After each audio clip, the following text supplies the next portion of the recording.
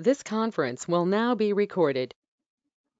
Welcome to day 7 session of data science using Python internship training program. So I hope everyone got clear about what are the concepts which I have discussed on the previous day. Okay, so if anyone having any doubts means you can ask in the last half an hour. So we can see what are the things we can discuss today. So we will start with the conditional statements.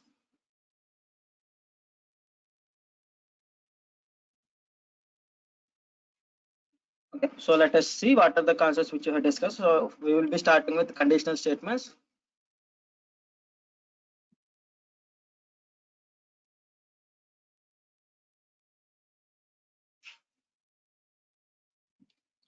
Okay, so what are the conditional statements available in Python?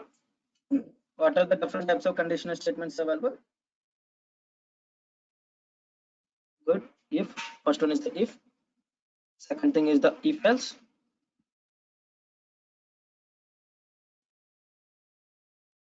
and final thing is the if else. Okay. So we are also having the nested if. Okay, nested if, which is nothing but the if inside the if. Okay, we can say all. Next thing is the loops in Python. Next we can discuss about the loops in Python.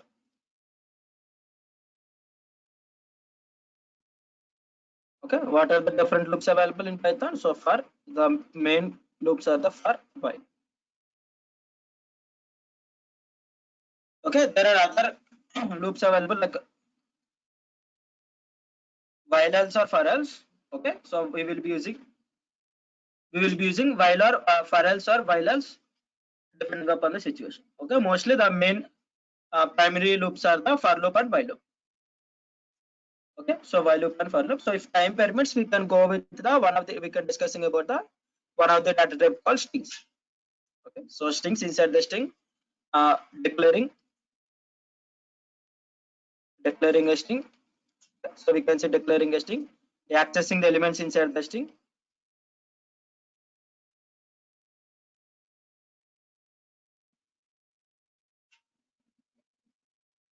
Okay, accessing elements from the string. How we can access the elements from the string, and we can see that we are having few different types of methods available. So string methods. Okay, so if time permits, this is the today's agenda, so we can discuss all those things. We can start with the conditional statements. There are few different types of conditional statements available. So first thing is the first conditional statement is the if, second way is the if else, third way is the if else. Okay, these are the conditional statements, and while coming to the loops, we are having two different types of loops, for loop and while loop. So if those two concepts completed, we can go with the discussing about one of the data type called strings in Python. Okay, so how we can declare a string in Python or otherwise. Next, we will be discussing about how to access the elements from the string. So we can discuss what is a string and all those things if time permits. Next, we can conclude with the string methods. Okay. First, we can start with the conditional statements.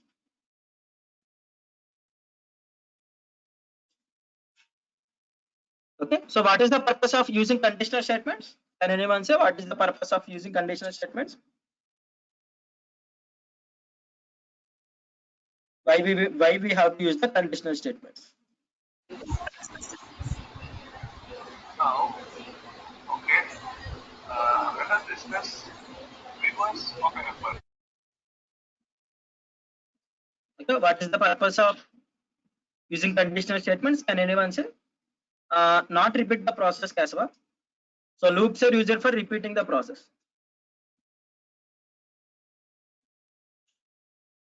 When we have to make a decision between two or more choice, good. Gives or executes output based on condition, decision making, code optimization, for termination of the program, nested if, decision making. Okay, so all the answers are correct. Okay, so if you want to say what is the purpose of conditional statements, when we want some statements to be executed based on the certain conditions. Okay, good. Okay, so which is nothing but the controlling the flow of execution. Okay, controlling the flow of execution. The one of the definition, if I want to say what is it meant by the conditional statement, is nothing but the controlling the flow of execution. Okay. For example, if I have written 100 lines of code, okay, so if I have written 100 lines of code, if I want to execute few number of lines only depending upon the situation. Okay. For example, if I take an example of the ATM, if the ATM pin is correct, then only I need to withdraw the money. Okay. If the ATM pin is incorrect, means we have to terminate the transaction. Okay, depending upon the condition, or nothing but the controlling the flow of execution.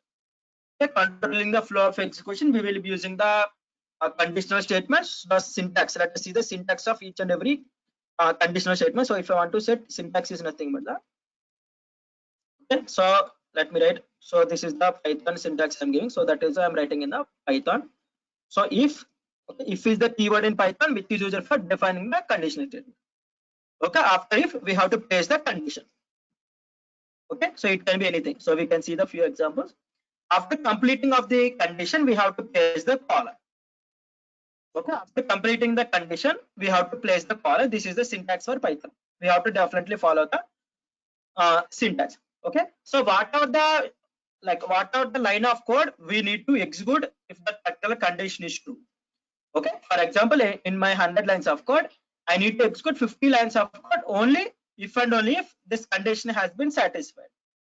Okay. So what are those 100 lines I need to write inside this if condition with some indentation.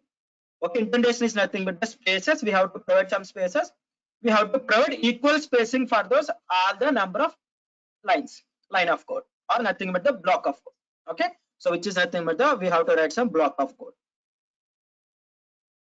Okay, that entire block of code should follow that entire block of code should maintain same indentation.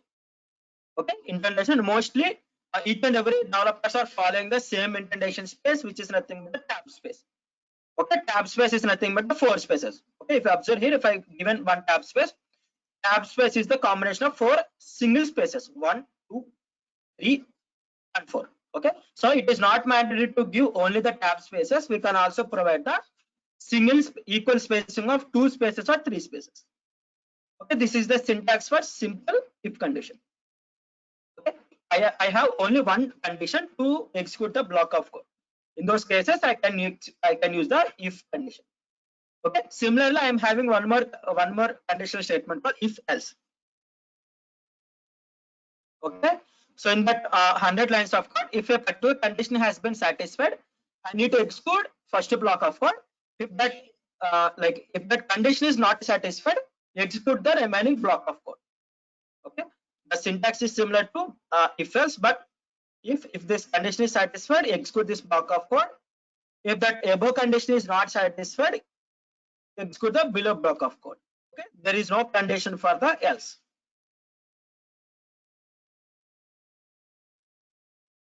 Okay, if we remember in C language, for the block defining the block of code, we will be using the flower brackets. Okay, in C language for defining the block of code, we are using the flower brackets. But while coming to the Python, for defining the block of code, either for functions, either for conditional statements, either for loops, okay, we will be using the indentation. Indentation is nothing but the spacing. Okay, after completing the syntax, I will try to take few examples and you will understand all those things. Okay, so there is one more type is called as the if, elif, else. Okay, so this is nothing but the else if and other programming languages. Okay, so Python is a large programming language, so that is where the developers created the instead of else if, they have created the keyword as the elif. Okay, if, elif, and else are the keywords. Okay, so again we have to write if you are having multiple conditions. So if you are having the multiple conditions, then we can define the elif. Okay, so if this particular condition is not satisfied, okay, so then I can write another condition. If this condition also not satisfied, I can write multiple else ifs. Okay, I can write multiple else ifs for defining my conditions if I'm having multiple conditions. Okay, so purpose of indentation is nothing but the, as I said previously, if there are 500 lines of code, if a particular condition has been satisfied, if that particular condition has been satisfied, execute 100 lines of code. Okay, so if I want to execute 100 lines of code, only this particular condition has been satisfied. I want to know what are those 100 lines of code to be executed after satisfying this particular condition. Okay, while discussing the examples, you will get some idea. I need to know what are those 100 lines of code to be executed whenever this condition has been satisfied. In those cases, what I will be doing is that I will be adding all those 100 lines of code by using the some block, some indentation. Okay, in other languages, in other programming languages, we will be using the flower brackets. For example, so after in C language, after main function defining, we will be using one flower bracket. Okay, into that main function, what are the code we are writing, everything will be written inside that flower brackets. Okay. So while coming to the Python, we will be using the indentations. So that is the difference. No flower brackets to be included. Okay, so this is the basic syntax. So let me write it here. If, second thing is the if else, third thing is the if else. Okay, we can also write nested ifs as nothing but the if inside the if also I can write the code depending upon my situation, depending upon the logic. Okay, so let us take the basic program. Most of the programming languages, while discussing about the conditional statements, so we will be discussing about the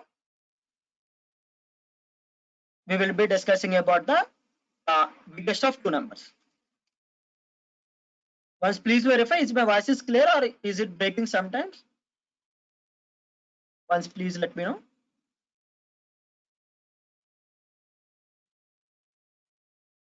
Okay, good.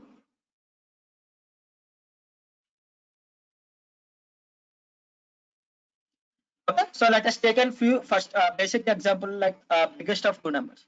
Okay, so there are two numbers available. I need to know which number is the biggest number. Okay, which number is the biggest number. So for that purpose, let us take an input. So a equal to 5, b equal to 50. Okay, so for checking the condition, so for checking whether this number is bigger or not, or that particular number is bigger or not, what are the operators I have to use?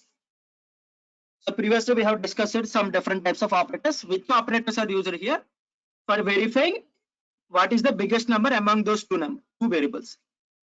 Good. What is the operators? Good. Comparison operators. Okay. For building the conditions, we will be using different types of operators. Okay. So mostly comparison operators, combination of comparison operators as well as the logical operators. Okay. So we will be mostly using the membership operators, identity operators, and all those things. Okay, for defining the conditions. Okay, so if I want to know whether a variable is bigger or b variable is bigger, okay, simply how I have to write is the if a greater than b. Okay, so this is the logic. So if a greater than b, so I have put the colon, which is nothing but I am saying condition has been completed. Okay, whenever after putting the colon, if I press the enter means, if you press the enter means, automatically what will be happening is the automatically default this editor has been defined. Default it will give the tab space. Few editors will not give the tab space. You have to provide the tab space. But while coming to the Jupyter Notebook, it will automatically provide you the tab space. Okay, not only tab space, you should provide the equal spacing. Okay, so what I have to write? A is the biggest number.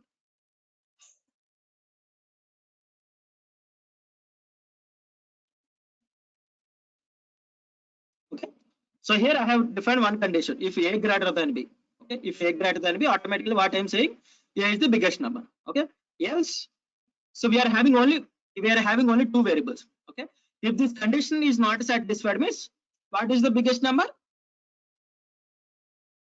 Okay, if this condition is not satisfied, b is the biggest number. Okay, in those cases, what I can do is the b is the biggest number.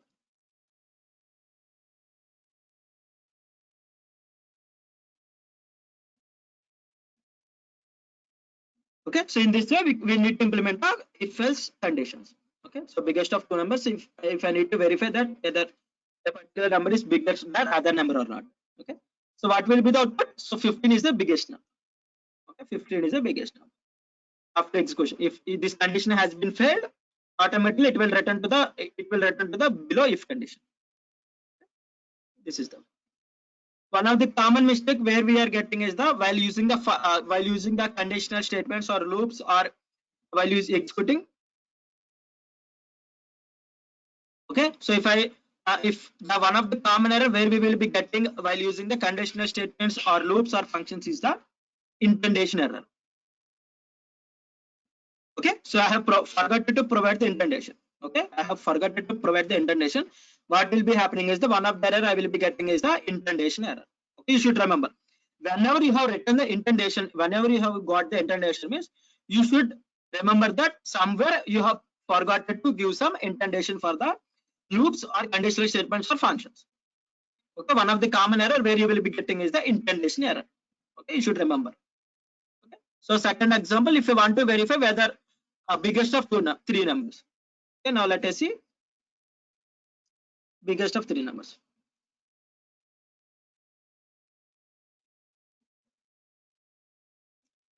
Okay, if you want to verify biggest of three numbers. Okay, so here I have written only the two conditions. So here what I can do is the if. Let us take the three different variables. Now I'm copy pasting the same code for ease of writing. Let us take the c equal to 25. Okay, c equal to 25 or nothing but the 8.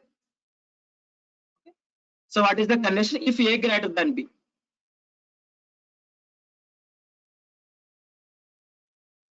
If both the numbers are equal means we will not be getting any of the output. Okay, if both the inputs are equal means we will not be getting any of the output. So here my program is to find biggest of two numbers. Okay, so I need to find biggest of two numbers. So there is no biggest of among one number, so I don't need the output. Okay, in those cases if you want to write means, okay, in those cases, so someone asking like if the two values are equal, what is the what I need to do. Okay, so if you want to know whether if there are equal means you need to give some output. Okay, if there are equal means if you need to get some output means what you have to write is that you have to include one else if condition. Okay, so else if okay b greater than a. Okay, if b greater than, if b greater than a means what is the output? So b is the biggest number. Now if both the numbers are equal means what you have to write is the in else condition you can write some output like both are equal. Okay, a you can print any of the number because both the numbers are equal. So in those cases I can write any of the number and both the numbers are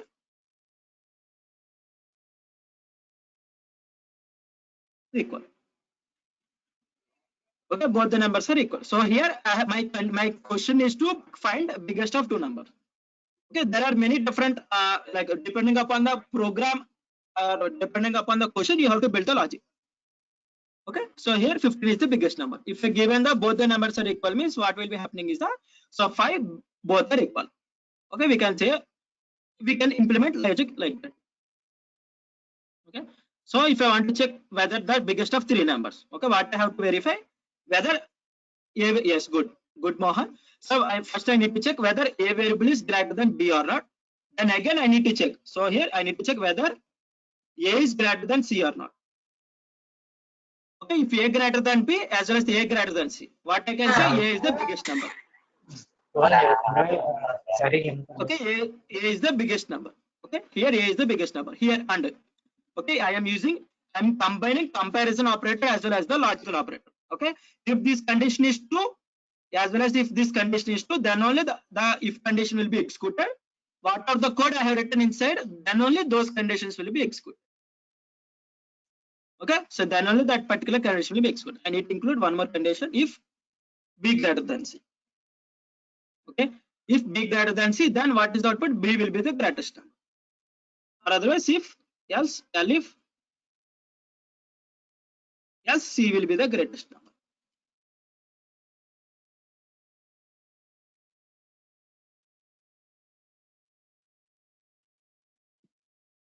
Okay, first I'm checking whether this variable is bigger than these two variables or not.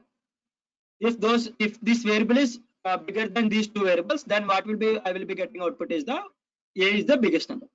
Then again I'm checking whether b is greater than c or not, because I know b is not greater than a. Okay, so I need to check whether b is greater than c or not. If b is greater than c, automatically b will be the biggest number. Okay, finally if these two condition has been failed, okay, A is not greater than B and also A is not greater than C as well as B is not greater than C, then what will be the output? C is greater than A, greater than B. Okay, like this condition I can implement the logic. Now if I execute it, means what will be the output? This condition will be executed, automatically I will be get 15 is the biggest number. Okay, 15 is the biggest number. In this way you can implement the different logic. Now let us see one more example. Input number is an even or not. Okay, so check.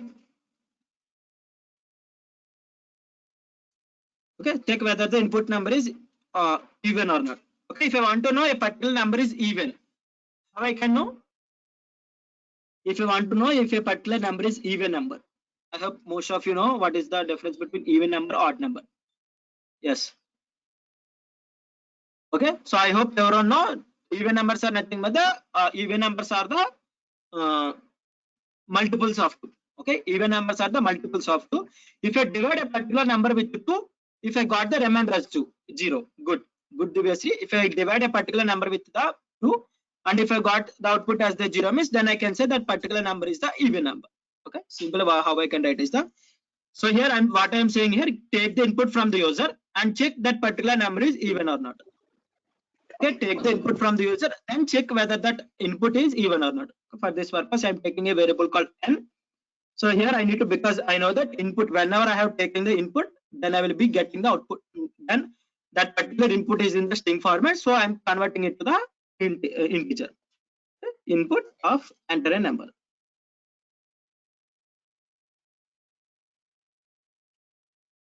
Okay, enter a number. Then what is the condition I need to write? If n percentage 2 or nothing but the divided by 2, and if I got the remainder as the 0. Okay, if I got the remainder as the 0, what I can do is the print n is a even number.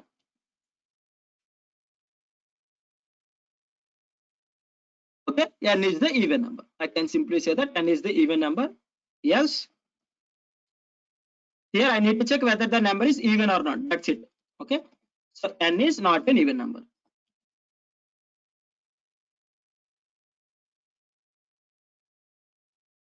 Okay, n is not even number, simply. So if I take any number I can give. So let me write some number 550. Okay, so if I given a number, if it is divisible by 2 and if the got remainder as the 0, then particular number will be the even number. So that particular number is not an even number. Okay, is not even number. That's it.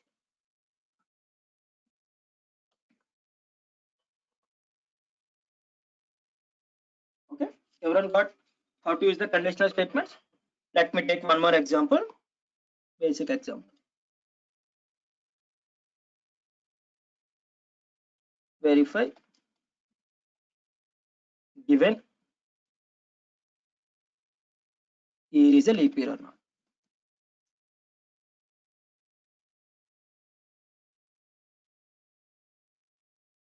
When I can say particular year is a leap year,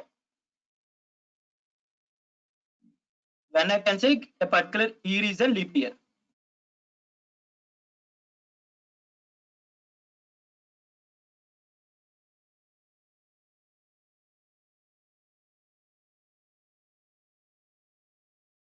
Okay, having February as the 28 years, if I know that if I given as the year, only year, I need to know whether that particular year is a leap year or not by the month days or not.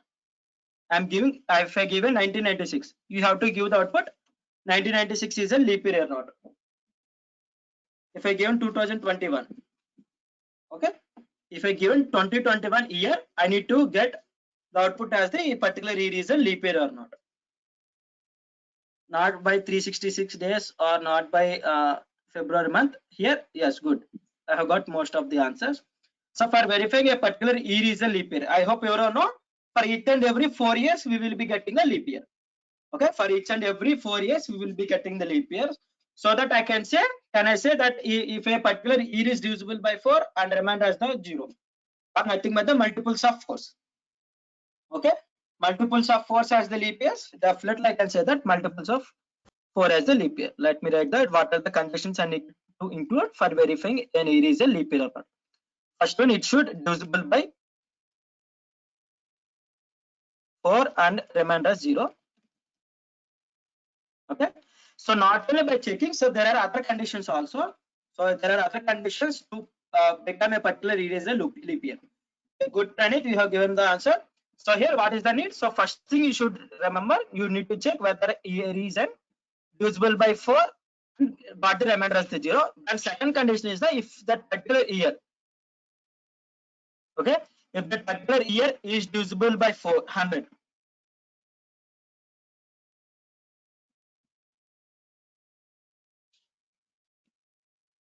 Okay, it should not divisible by 100.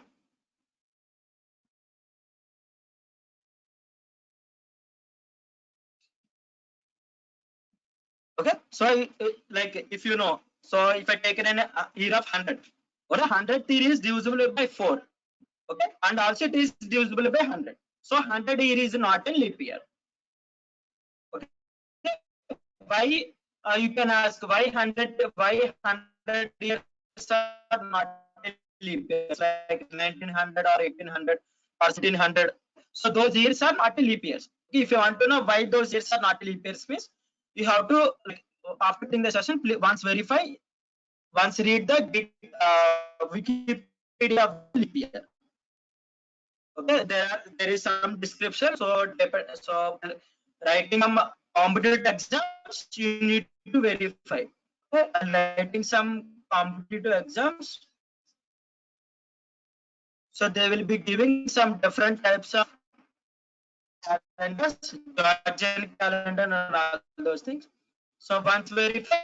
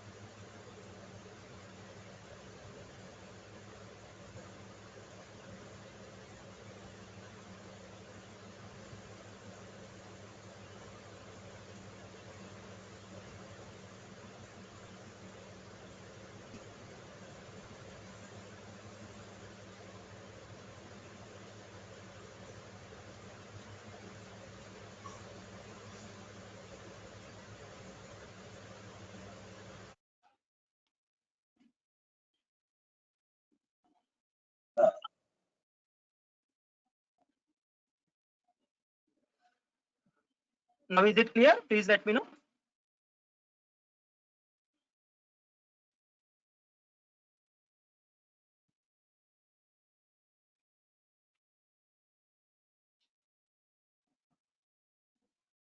Okay, I hope now it should be clear without any disturbance.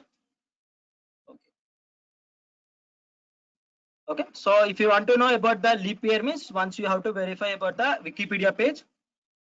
Let me paste that particular link in the chat box. Verify this particular GitHub, like Wikipedia.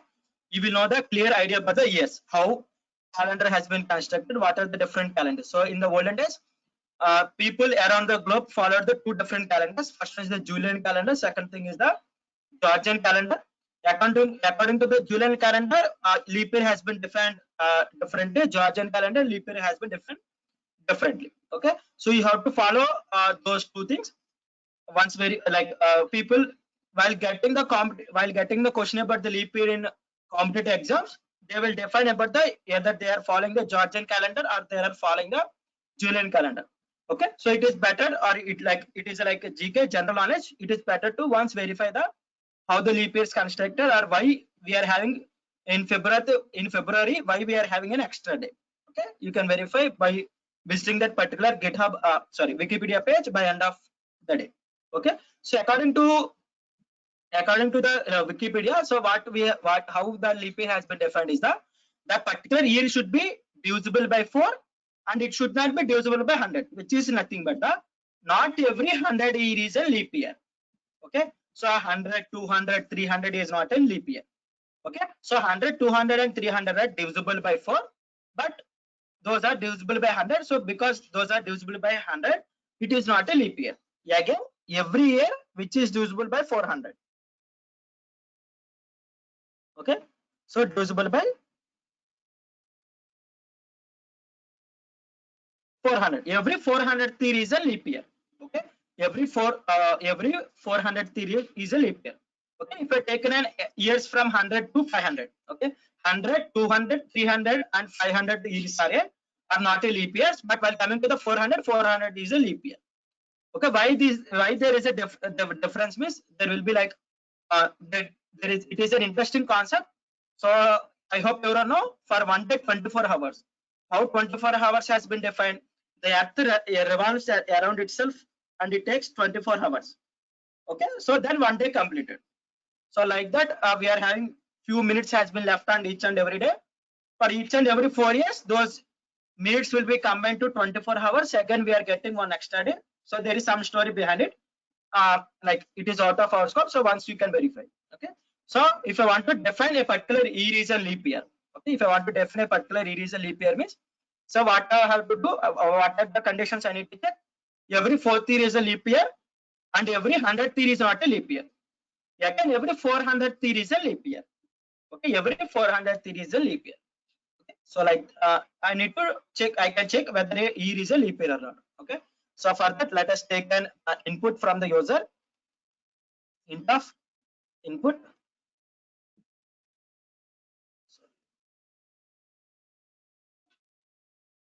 Enter the year. Okay. So let us take an input from the user to get the year from the user. So next thing, so what are the conditions? If year, okay, divisible by 400. If a particular year is divisible by 400, compulsory that particular year is a leap year. Okay, so what is the first condition? If a particular year is divisible by 400, then that particular year is a leap year. Okay? The second thing is the or. Either it should be divisible by 400, or what is the other conditions? It should be divisible by, okay, year divisible by 4, and we need to get the remainder as 0. And again, if that particular year is divisible by 4, and it should not be divisible by 100. And we should not get the remainder as the 0. Okay. If 3 condition has been satisfied for that particular number, then we can say that particular year is a leap year. Okay, what are the conditions? It should be divisible by 400, completely divisible by, which is nothing but the every 400 year is a leap year. Again, every 4th year is a leap year, and every 100th year is not a leap year. Okay, so in this way you have to build the logic for getting a particular year is a leap year or not. So I can say that print year is a leap year.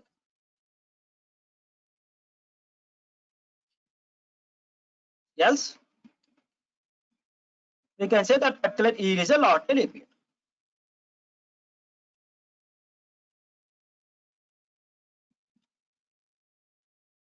Okay, we can say that particular year is not a leap year. Okay, let us take the input. So let us check whether 2021 year is a leap year or not.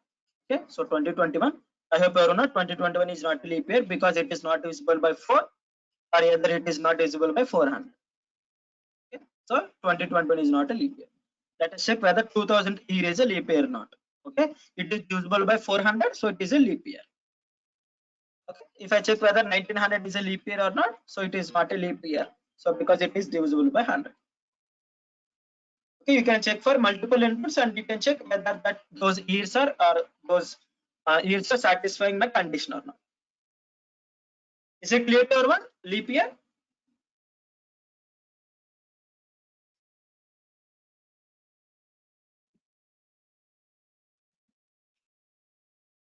So in this way we have to implement the logics. So depending upon the questions, we need to write the logics.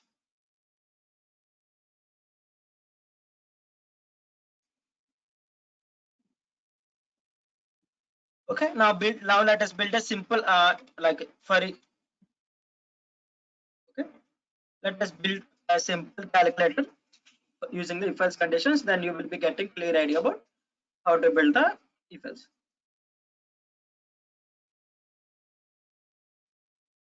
Is there any way? So what you are asking, is there any other way for checking whether year is a leap year or not? No, there is no other way. Okay, in this way only we have to check whether an year is a leap year or not.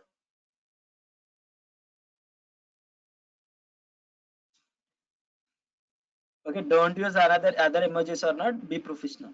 Okay, so now let us check. Let us build a calculator application.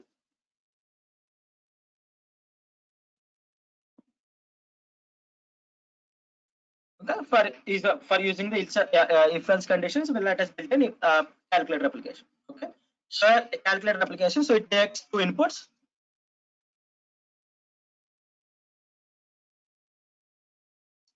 Okay, it takes two inputs and second thing is that it takes whether what is the arithmetic operation we need to do. I hope everyone know what is the purpose of the calculator. Okay, we will be doing some arithmetic operations. Okay, so what is the arithmetic operation?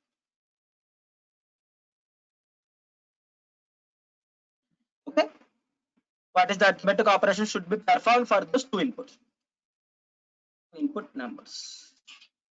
Okay, I will be taking two numbers as the input and I need to perform some arithmetic operations. Okay, so if I use the plus means I need to get the output, I need to get the addition of two numbers. Okay, if I press star means I need to get the multiplication of two numbers. If I get the slash means I need to get the division of two numbers.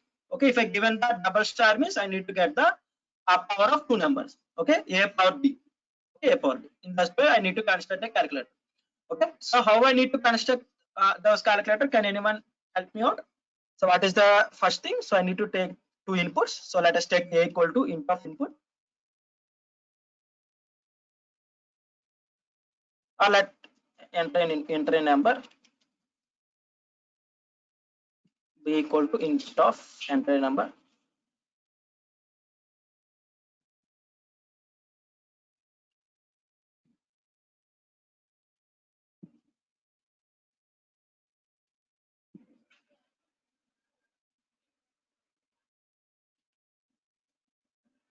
Okay, so arithmetic operation. So what is the arithmetic operation I need to perform? Okay, so input.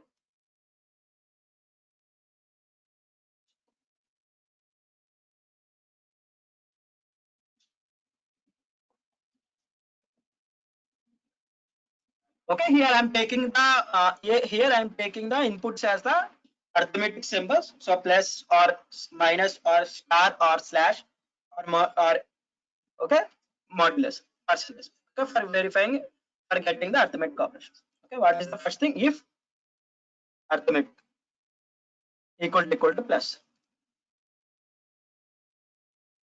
Okay, if arithmetic equal to plus means the user is asking me to add those two numbers. Simply I can directly perform the a plus b. Okay, and if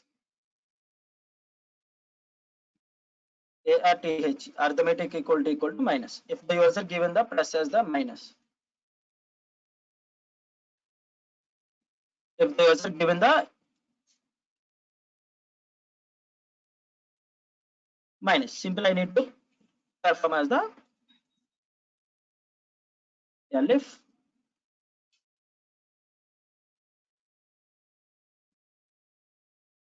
star. Simply I need to perform the multiplication. Okay, remaining you can conclude. So the division, marginal division, or anything. So if any of the other characters given, I need to print that arithmetic operation is not performed.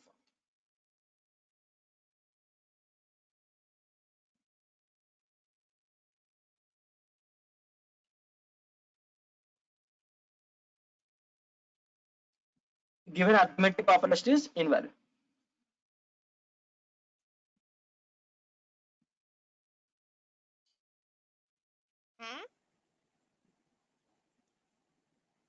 Okay, so if given arithmetic operation is invalid, simply you have to give the given arithmetic operation is invalid. Okay, in that way you can include. So I have written only three operations. So remaining you can complete. Okay, so simple calculator using Python. Okay, so if I execute it means it will ask me to enter a number. If I performed 5, okay, again I have written the 8 and I need to get the multiplication of about two numbers. Okay, if I use the star means it will automatically give me the output of 5 8 5 into 8. Okay, you can give any number. Okay, you can give any valid number, like you can give any valid number. Okay, so Python is having a unlimited numbers. You can perform arithmetic operation between unlimited numbers to the unlimited numbers. Okay, there is no size limitation. So in C language we are having only you can only perform between 68,786 something to 68 minus 68,000 to plus 68,000. But in Python there is no constant of numbers. We can constrain from infinite number to the infinite.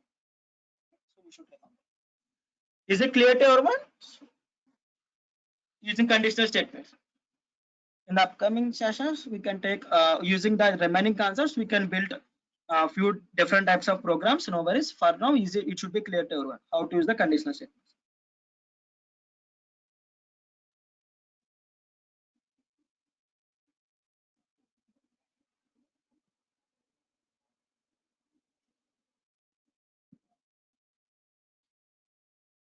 If it is clear, means we can go to the loops. If I need to take one more example, means let me know. I will try to explain with one more example if it is not clear. Okay.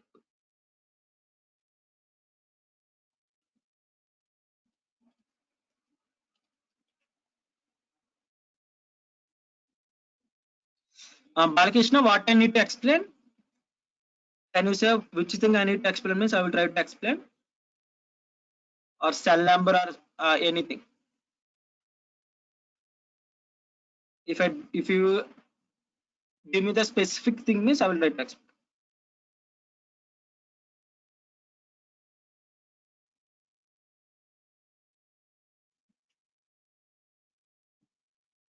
Calculate. Okay, so here what I need to do is so user gives two inputs. I need to perform the arithmetic operation between the two inputs. Okay, I hope you all know that that the calculator purpose is to perform any of the arithmetic operations. Okay, perform the arithmetic operation between the numbers. Here what I am doing is my calculator takes only two inputs. In the upcoming sections we can perform between the infinite numbers also by using the other concepts.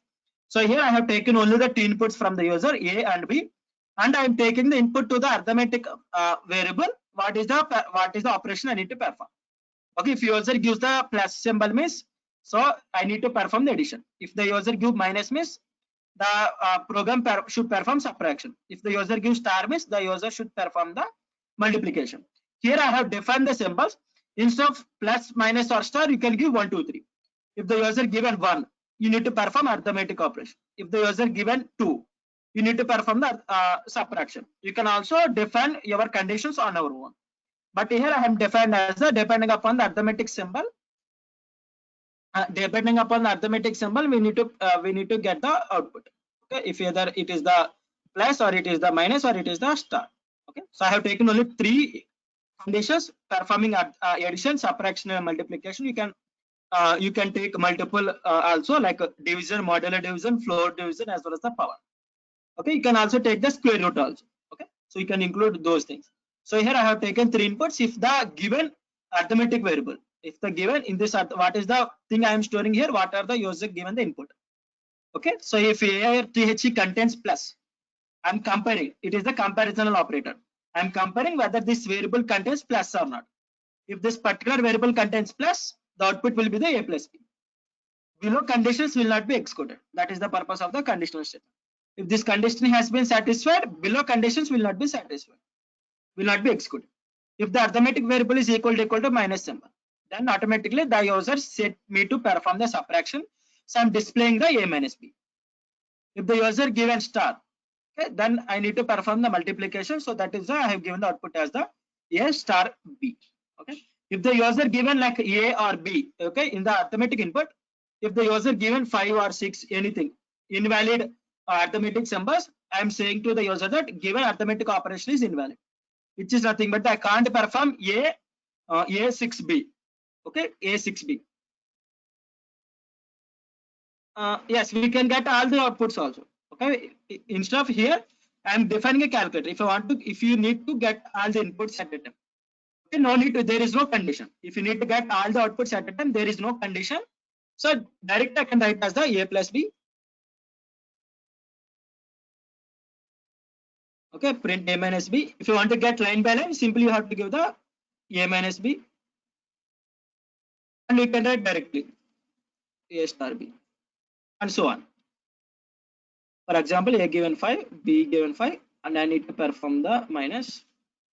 I got the 0. So remaining these things has been executed automatically. So someone asked what is the purpose of indentation. Okay.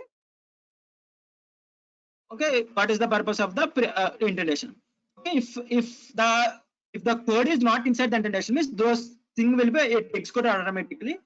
If those things are available inside the indentation, means only those statements will be executed whenever the condition has been satisfied. For example, here if you observe here, I have written outside the indentation. Whenever this condition has been satisfied, automatically these lines will be executed. Okay, these lines will be executed. Okay, 10, 0, 25. Okay, so these things will not be executed because this condition is false. Arithmetic, what is the symbol I have given? Minus. So minus is executed. This only perform. This statement, this block of code will not be executed. This block of a switch case. So switch case, so normal switch case is equal to if else if. Okay, those both are same. In Python 3.10 or Python 3.11, switch case has been introduced. We can use switch case logic, whatever the logic implemented in the C language, same can be implemented in the Python 3.10 or Python 3.11. Okay, switch case also they have been introduced. Okay, because here we are using 3.8 version. In Jupyter Notebook, it is not possible to use the switch case. Okay, the syntax will be the difference in the switch case. Okay, I hope it should be clear. Remaining.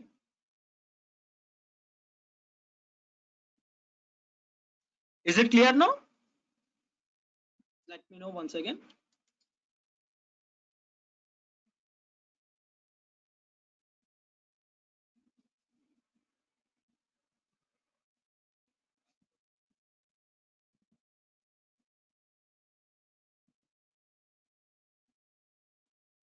Okay.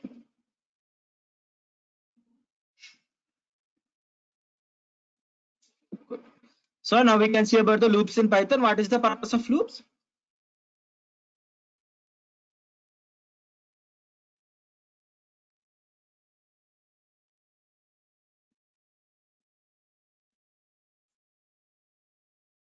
Iteration. Repeat the process multiple times.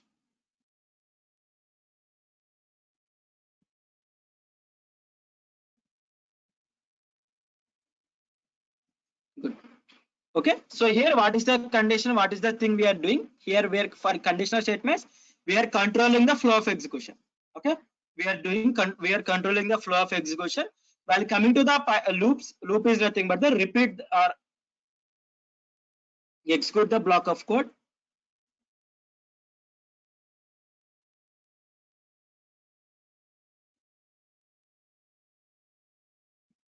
Execute the block of code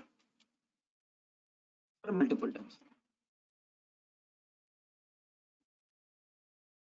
Okay, so if I want to execute a block of code for 100 times or 1000 times or 125 times. Okay, so in those cases, what is the concept I need to use? I need to use the loop. Okay, loop repeating over multiple times. Okay, so the loop itself says that loop. Okay, it is over iterating for multiple times. Okay, execute the block of code for multiple times. In Python, as I discussed previously, we are having two different types. First one thing is the for loop. Let me write it as here. So for loop. Okay, for loop. Okay, so let me write the syntax for the for loop. Syntax. Let me write the syntax. So for is the keyword available in Python for defining the for loop. For iterative variable, I need to take some variable.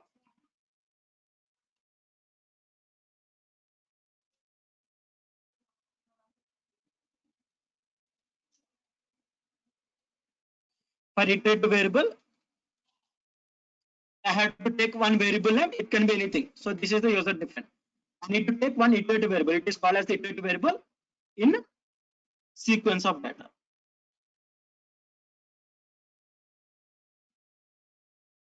Okay, so for iterative variable in sequence of data, what is the sequence of data? And here I need to write the block of code. block of code.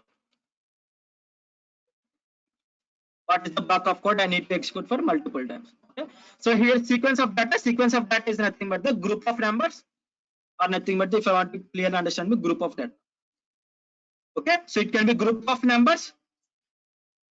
It can be group of numbers. It can be group of characters or group of elements. Okay. So here someone is asking like why I am writing as the Python here. So in the Markdown syntax, I have defined about the how we can write the code in the Markdown. Okay, so I hope on the Markdown class I have defined what is the purpose of writing this thing. So automatically the syntax of the Python will be highlighted in the Markdown. This is the Markdown cell. If you observe here previously, actually this is the Markdown cell. It doesn't know about what is Python or what is C language or what is Java language.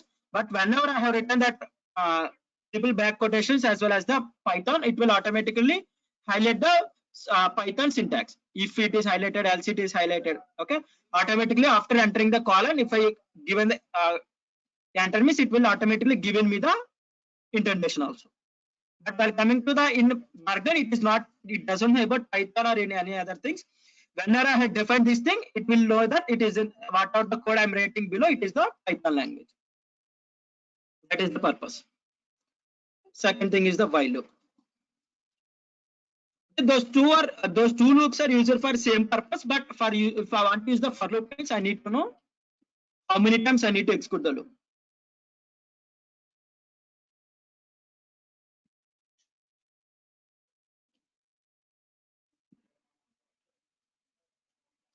If I am using the for loop, definitely I need to know how many times I need to execute the loop.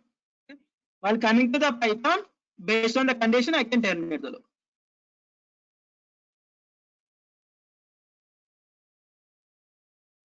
Okay. So here, based on condition, the loop will be iterated. Okay, based on the condition, the loop will be iterated. But while coming to the here also, the condition should be automatically given in the for loop syntax. But while coming to the while loop, there need not to be given any of the condition. They no need to be define the condition based on in the while loop. Okay, let me write the syntax for Python. So the while loop syntax is common like in C language. Okay, so what is the if I want to ask, what are the three things need to be know if I use the loops? What are the three things I need to declare for using a loop? For example, if I given for I equal to 0, I less than 100, I plus plus. It is the for loop syntax in the C language. What is called as I equal to 0? What is called as I less than n? Or what is called as I plus plus? Anyone remember? Good. Good. Okay. First one is the initialization.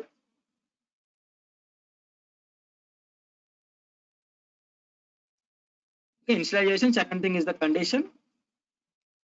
Third thing is the increment or decrement. Good.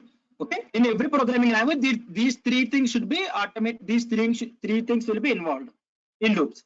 Okay. At which time I need to start? At which point I need to start? At which time I need to stop? Okay. While coming to the increment or decrement, so if we didn't increment or decrement means it is automatically called as the infinite loop. Okay. So the same thing will be available in the available for the for loop also. Okay. So I need to initialize. Okay, I need to initialize, then I have to use the while keyword, and I need to define the condition. Okay, after defining the condition, I need to use the colon, and I need to press the enter. Okay, so I need to write the block of code, which I need to be executed inside the loop or multiple times. Then I need to increment or decrement.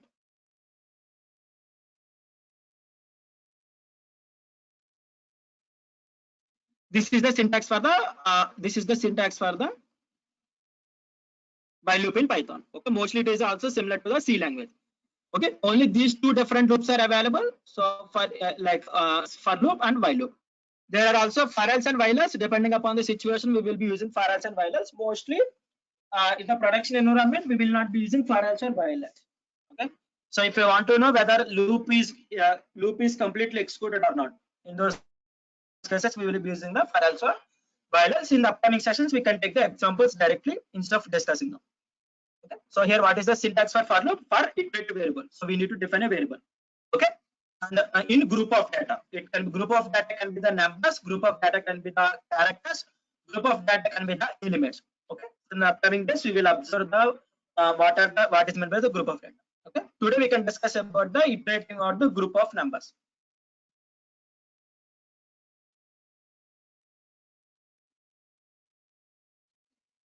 Okay, if I want to iterate the loop for group of numbers, for example, if I want to get 1 to 1000 numbers, okay, I want to display 1 to 1000 numbers for the users, or otherwise I need to display 1 to 1 lakh numbers for the users. Okay, or otherwise 50,000 to 60,000 numbers for the users, or otherwise I need to get the leap years between the 1900 to the 2021. What are the different leap years? Okay, in those cases, what I'm doing here, I'm iterating over the numbers. For iterating over the numbers, so here what is the thing I get given? Group of data. For iterating over the numbers, we are having one function called range. Okay, we are having one function called range. It takes 3 arguments. What is nothing but the initialization, condition, increment or decrement. Okay, this range is a function which takes 3 arguments: initialization, condition, and increment or decrement. Okay, so condition is called as the required argument. Compulsory, we need to pass the condition. Okay, required argument is nothing but we need to definitely give the condition. Okay, and initialization and increment or decrement are called as the default arguments. While discussing about the functions, we can see that what is meant by default or required arguments. So it is called as the default argument, which is nothing but if it didn't pass the initialization value is the 0. Okay, if I didn't pass anything, the increment or decrement value means, if I didn't pass the increment value or decrement value means the increment value will be the +1. Okay, because you know the syntax for in C language, so I'm defining them as the comparing with the C language. Or otherwise, if I want to give the clear means, so start, stop, stop. Okay, so this is the like this is the basic argument names defined by the Python code plus where I need to start, and where I need to stop, and between the starting to the stopping, how many steps I need to take. For example, I need to print 1 to 100 numbers. Okay, I need to print 1 to 100 numbers with the step 1. If I given 1 means I will be getting 1, 2, 3, 4, 5. If I given 2 steps means it will be jumping to the 2 steps each and every time. 1, 3, 5, 7, and so on. If I given 3 steps, 1, 3, 6, 9, and so on. Okay, like that it will be printing the steps. If I didn't define the stop value and step value, so default value is the 0 and default value is the step value is the +1. If I definitely I need to give where I need to stop. Okay, as I said previously, iterative variable. So how many times I need to execute the loop. Definitely I need to tell to the for loop for the group of numbers where I need to stop.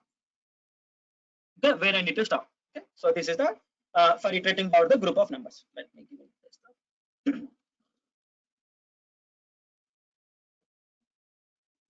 Okay, so this is the function. This is the for iterating over the group of numbers. Let us take an example.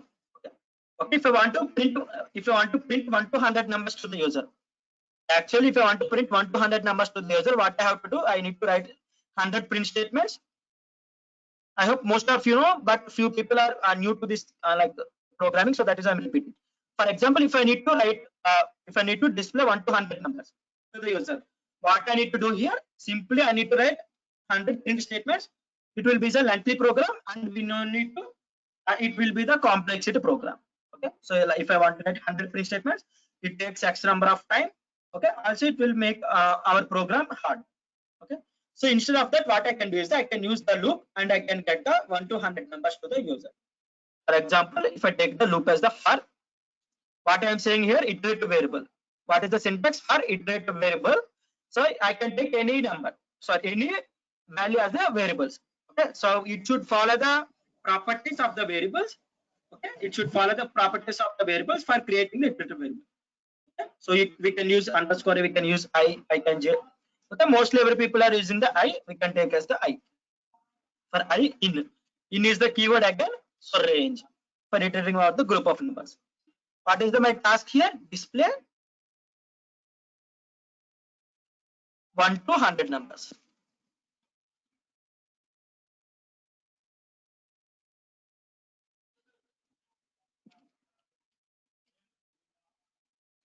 Okay, so display 1 to 100 numbers to the user. What is the initialization value? Can anyone say what is the initialization value? With which value I need to initialize? With 0 or 1 or 2 or 3? Observe my question and let me know.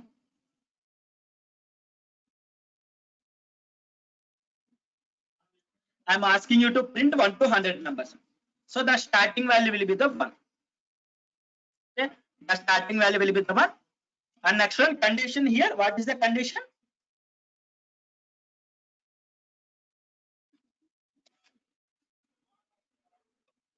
How many times? Condition, not increment or decrement. Yes, it should be less than 100. 1 to 100, so it should be less than 100. Sorry, it should be executed until unless the value is greater than 100. If that value is greater than 100, automatically my loop should be terminated. Okay, my loop should be terminated. The loop will be terminated. What is the purpose here? Greater than 101. Okay, 100, if given 100 means 100 greater than 100 is the false value. 100 greater than 101 is the true. Okay, so the step value will be the, what is the step value? Step value 1 or 2. I didn't define give the every second number from 1 to 100, so the step value will be the 1. Okay, the step value will be the 1. Good. Okay, so here the same thing I need to include. So 1, it should be started with the 1, it should ended with the 101, and it should be increment by 1. Okay, so what is the thing? So here I didn't given any greater than I greater than 10 or I greater than 100 or I plus plus or anything. So here I'm defining. So for loop syntax is like this way. I need to define the start value, stop value, stop value. Simply I need to print I. Okay, so previously I'm executing this print statements 100 times if I want to write the manual. So this block of code will be executed for 100 times. This block of code will be executed for 100 times. So whenever I press I, so this 1 to 100 will be iterated through the I value. So automatically 1 to 100 values will be displayed. So those will be displayed in 100 different ways. So I'm repeating with the end as the tab space for ease of visible. Okay, so instead of getting the output in the 100 different ways, I have ended with the tab space.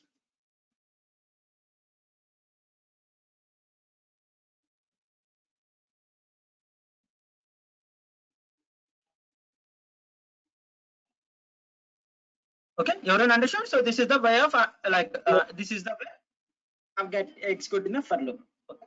So I need to know at which point I need to start. I need to know at which point I need to stop. I need to know how many steps I need to take.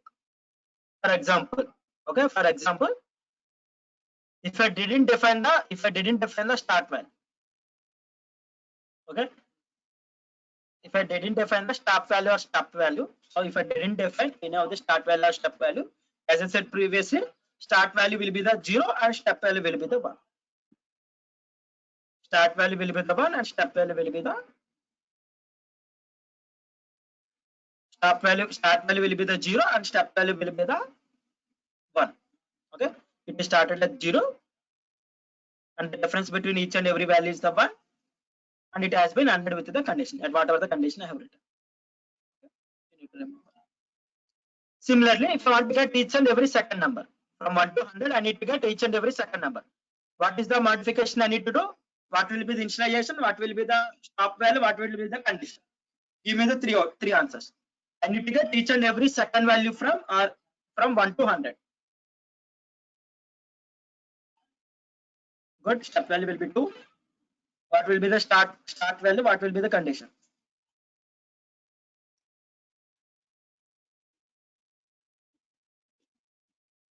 I need to get every second value from 1 to 100. Good. 1 comma 101 comma 2. 1 comma 101 comma 2. So automatically, so I will be getting each and every second value with the step 2. Okay, you can observe the difference between each and every second two values are the simply I'm increasing the complexity if I want to get the even numbers between 1 to 1000.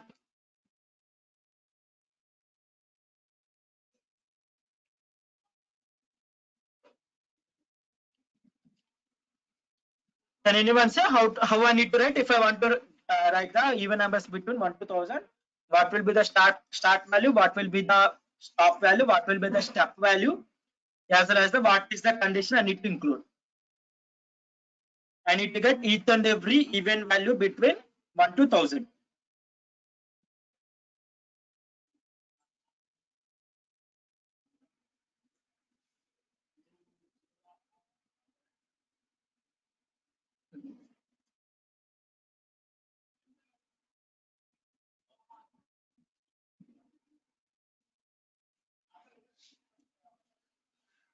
Don't give direct answer. I need to include condition also.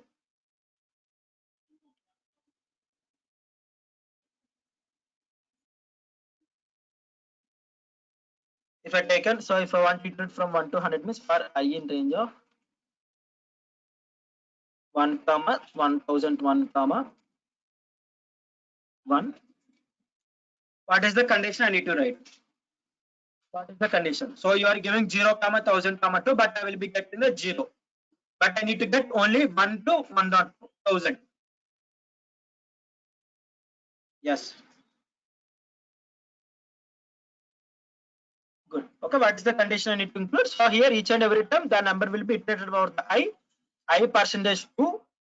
If I percentage 2 equal to 0, if I divide a particular iterative variable with the 2, if I got the remainder as the 0, then I will be getting the particular number as the even number.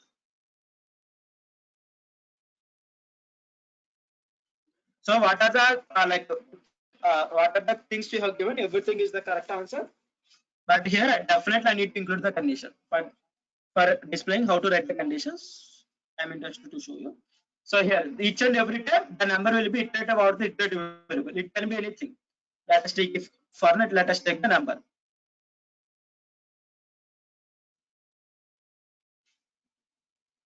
Number.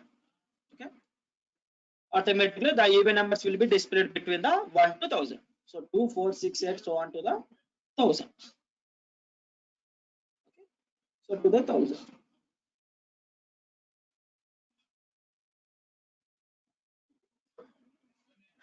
Like that you can write also. So try out. You can try out. So let me give a task for you. Get the leap years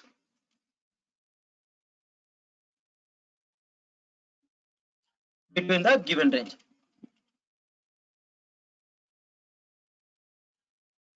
Okay, you need to build a logic for getting the leap years between the given range. Okay, the input range, the starting range and ending range will be given by the user.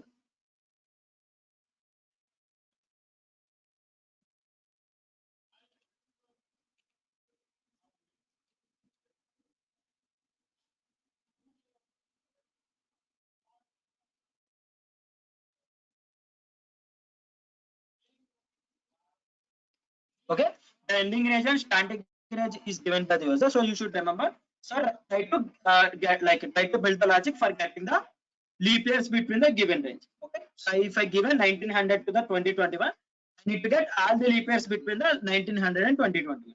You can try after completing the session, and you can, if you're having any doubts, you can ask in the Slack chat. Okay, so you can write, you can also verify whether a given number is the prime number or not. First thing is the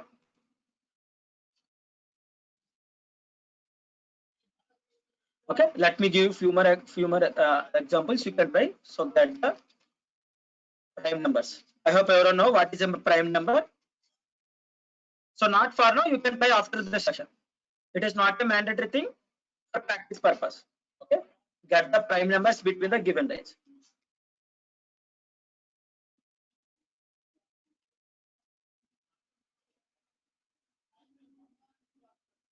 Okay, get the prime numbers between the given range, and you can also try the Fibonacci series in the given range.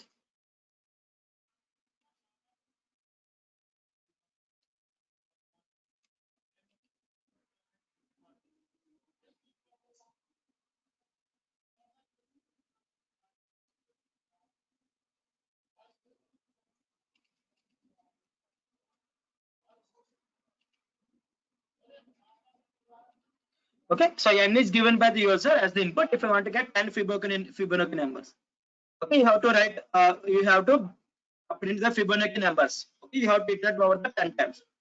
Okay, so I hope everyone know what is meant by Fibonacci number. If you didn't know, means we can once verify on the Google and know that what is it meant by Fibonacci number and how to write the build the logic. Okay, get the n number of Fibonacci numbers.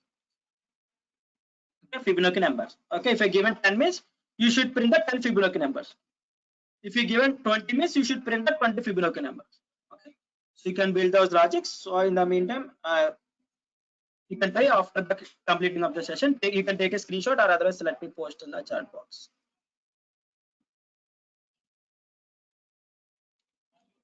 Try these questions today. Okay. So next we can say about the loop, for loop, while loop.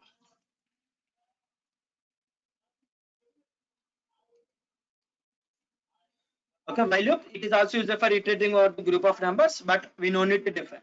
We no need to define at which point the loop should be terminated. Okay, so we can also create the while loop as the infinite loop, but we can't create the for loop as the infinite loop.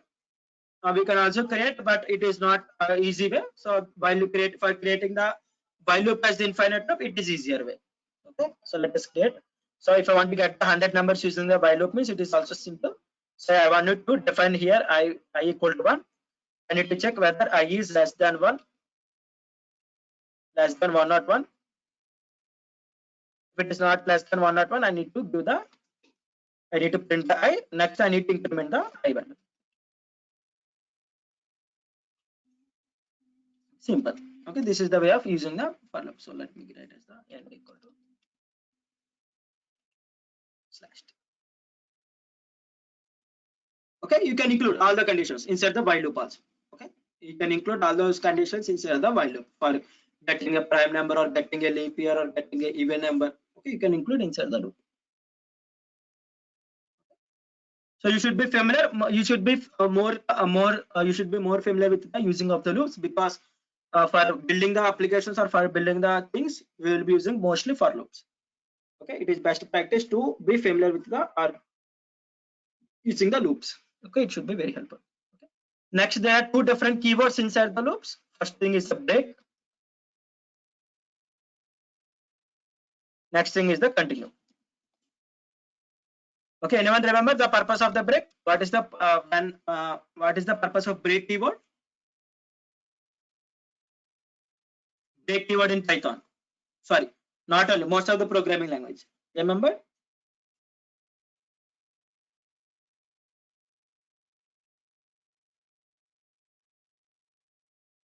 Exit the loop.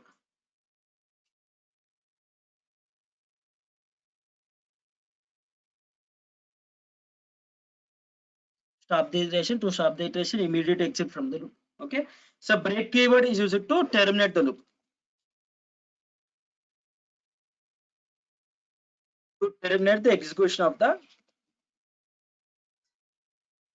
loop. Whenever break keyword has been executed, okay, whenever break keyword has been executed, automatically the execution of the loop, the execution of it will terminate the execution of the program or execution of the loop. For example, in the ATM machine, okay, there is some process, like you have entered the password, you have entered the money, you have entered the what is our is it our savings account, is it our current account. Okay, so unfortunately what you no need to get the money because your friend has been given you the money. What you will do, automatically you will press on the cancel button. Okay, automatically you will press on the cancel button. What will be happening? Automatically the process will be terminated. Okay, the process will be terminated. Whenever you have pressed the cancel button, automatically break statement will be executed. Then the process of getting the money inside the ATM machine will be terminated. The process of getting the money inside the ATM will be terminated. Okay, that is the purpose of break keyword. While coming to the continue, what is the purpose of continue? Continue to the next iteration to skip the condition in present iteration, to it skips the current iteration and continue to the rest of the iteration. Good. Okay, skip the current execution.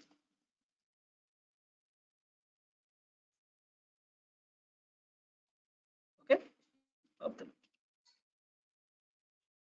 okay. current execution of the loop. For example, okay, if I want to get only the number odd numbers.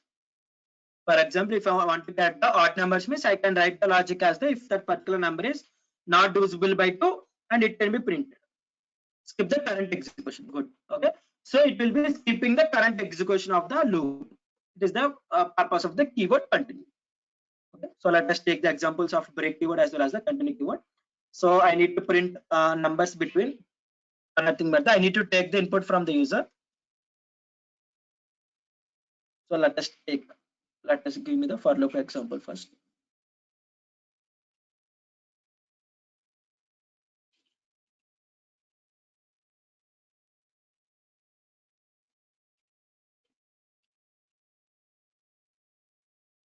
Okay, I don't know. I'm going from 1 to 100. Okay, I have started at the first kilometer. I'm going to 100 kilometers. So whenever I reach 50 kilometers, whenever I have reached the 50 kilometers, stop traveling. Okay, I have been traveling from 1 to 100 kilometers. So whenever I have reached the 50 kilometers, I need to stop the traveling. Okay, in those cases. Okay, so for I'm taking some general example. So there is okay. So what I'm doing, so I have started from first kilometer to the 100 kilometer. I'm going on. Whenever I have reached the 50 kilometer, I need to stop the. I have put it a target.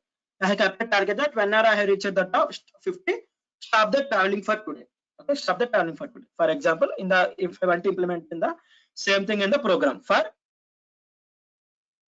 travel in range of.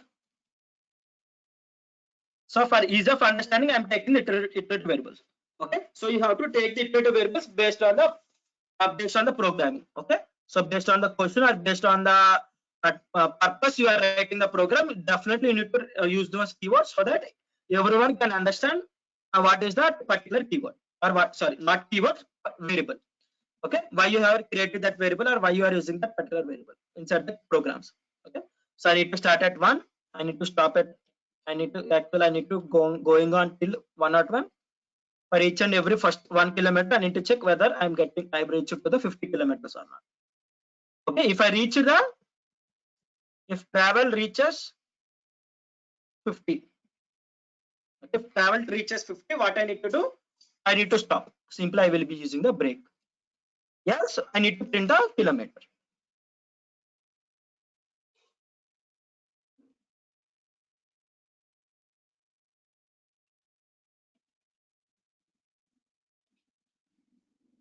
Okay, so let us see what is happening here. Okay, whenever it reaches 50, automatically the loop will be terminated. Okay, so if you observe here, after 49, the loop has been stopped, execution has been stopped. Okay, after 50, what is happening here? Automatically the execution has been stopped. Okay, in the same question, okay, in the same question, I need to stop at each and every second kilometer.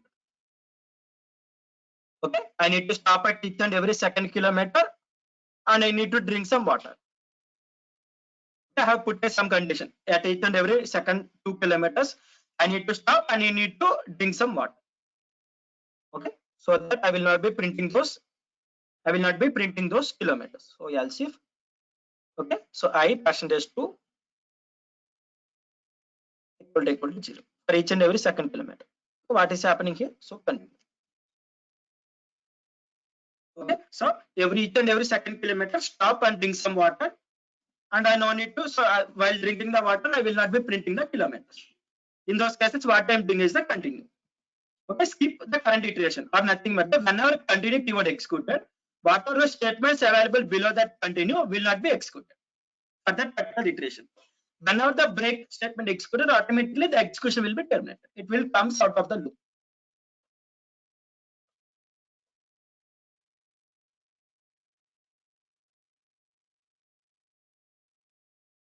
Sorry, travel. I have given time.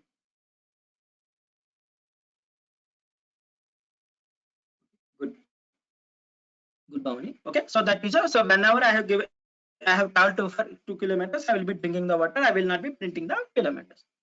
Okay, so in this way, so I've given some like for understanding purpose, I have taken some broad example. So depending upon the situation, if some condition occurs, you have to stop the iteration.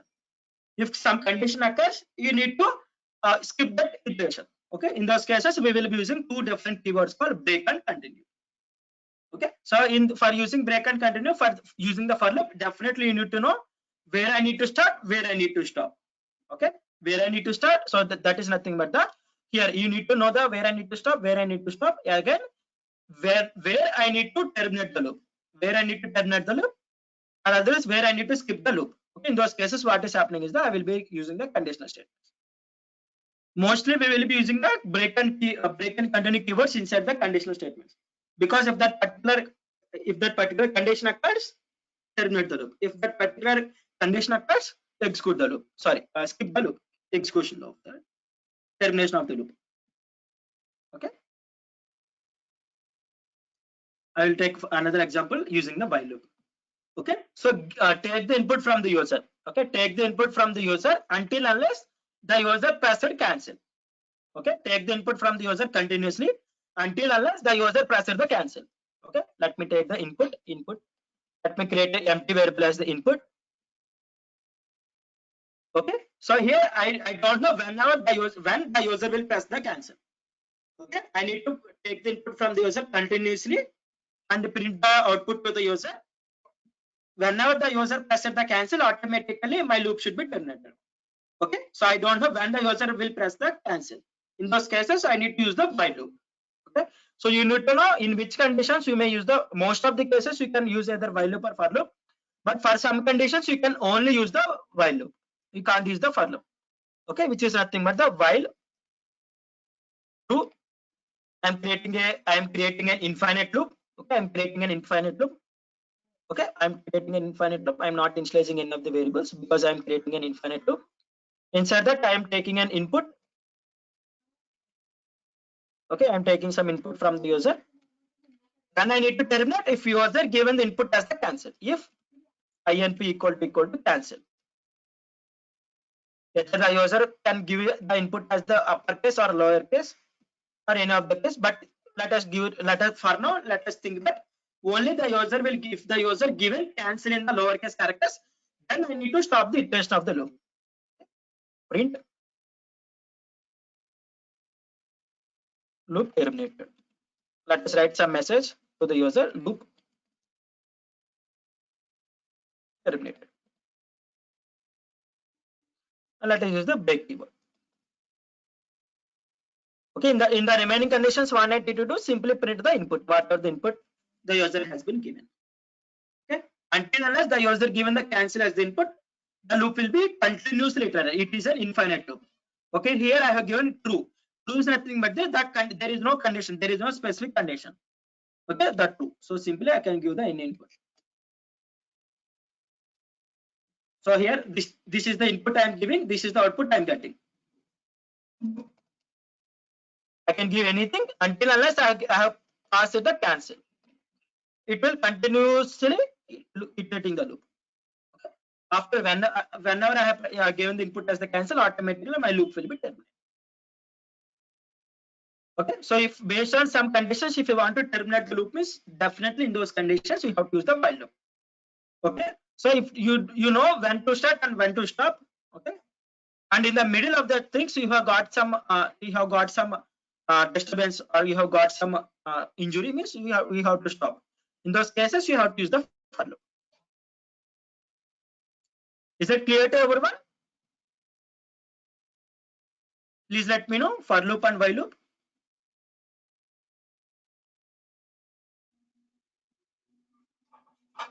If anyone having any doubt, if I want to execute, if I want to explain any of the code, means let me know.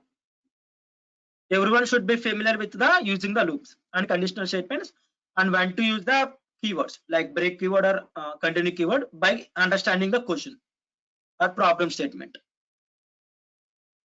Okay, there are 230 plus students. I am getting only few responses. Please try to be interactive so that I will understand that everyone will listen.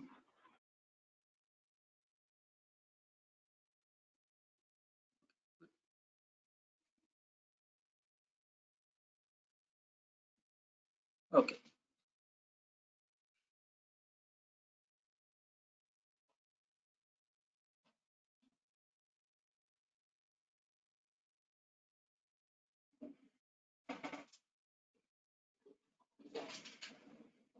Now let us discuss about one of the data type called strings.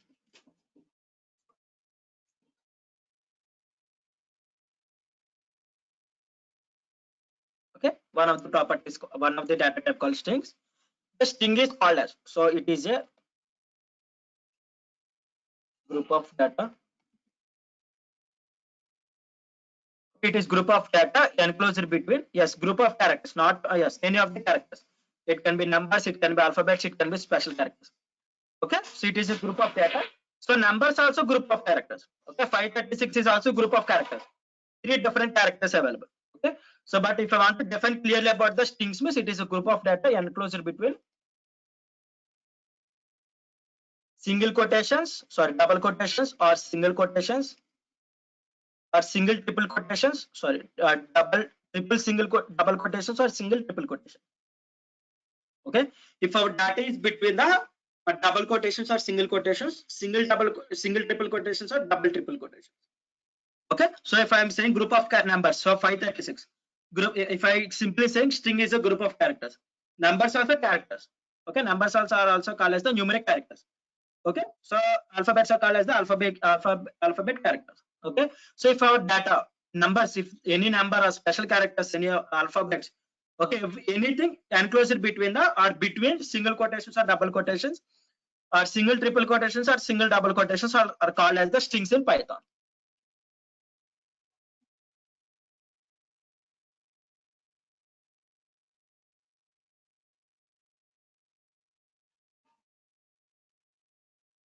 Okay, called as strings in Python, you should remember.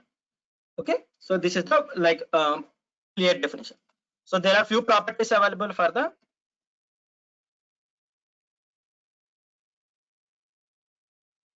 okay, few properties are available for the string. So first thing is the it is a immutable data type.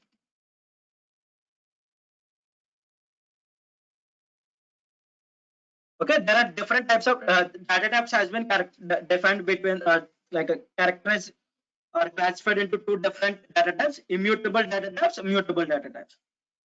Okay, immutable is nothing but the once the string has been created means we can't update or we can't modify the string. Okay, once the string is created means we can't update or we can't modify the string. Okay, for example, if I created a string as the Python, okay, I can't add new characters to the Python or I can't delete few characters from the Python, from the variable Python. Okay, so that is called as the immutability. Okay, so second thing is it is iterable. Okay, it is iterable, which is nothing but I can use over the loops. Okay, I can use that particular string or I can use that particular string for iterating over the loops. Okay, we can discuss how we can iterate the strings over the loops. We can get each and every character from the group of characters. Okay, each and every characters from the group of characters. Okay, these are the 2 different properties. Okay, so for what is the string data type? So string data type is an immutable data type, which is nothing but the once the variable has been created, we can't modify or we can't update or we can't delete the data inside the particular variable. Okay, that is nothing but the that is called as the strings in Python. Okay, so let us create few different examples. So this is called as the string. It is a string.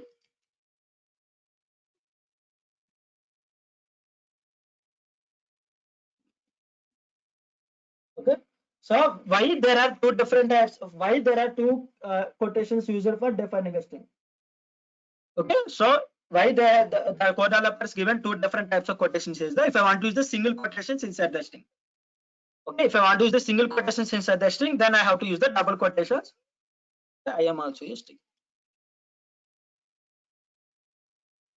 Okay, so I am also a string. So if I want to use the single quotations inside the string, in those this is a character. This is a character. If I want to use single quotations, then I have to use the double quotations for declaring a string. So similarly, this is called as a single string, single line string. I am a single line string.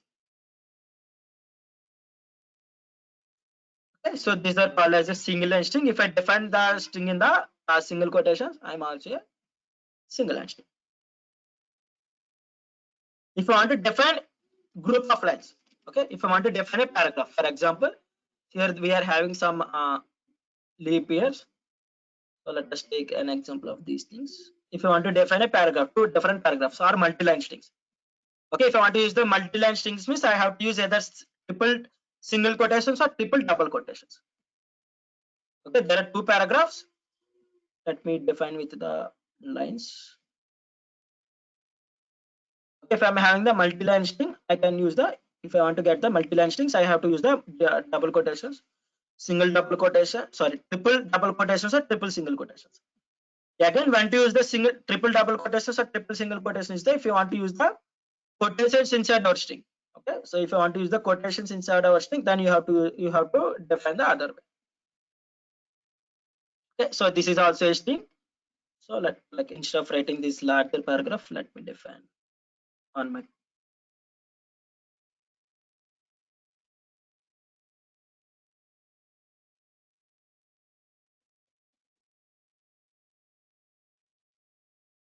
Okay, so this is called as a multi-line string, or it is also called as a doc string.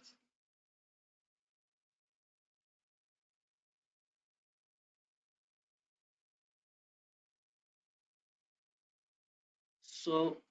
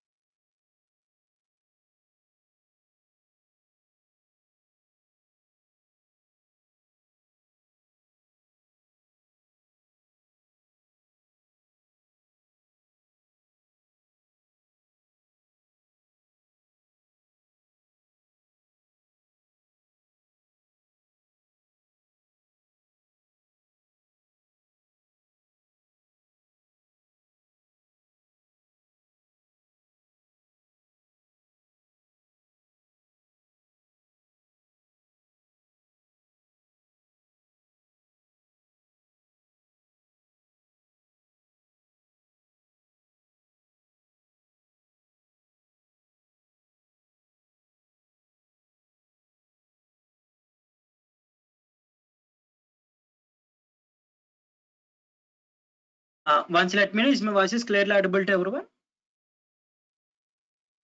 I hope now it should be clear. Okay. Okay, so here I am multi-line string. Again, if I'm declaring a multi-line string, or it is called as the doc string.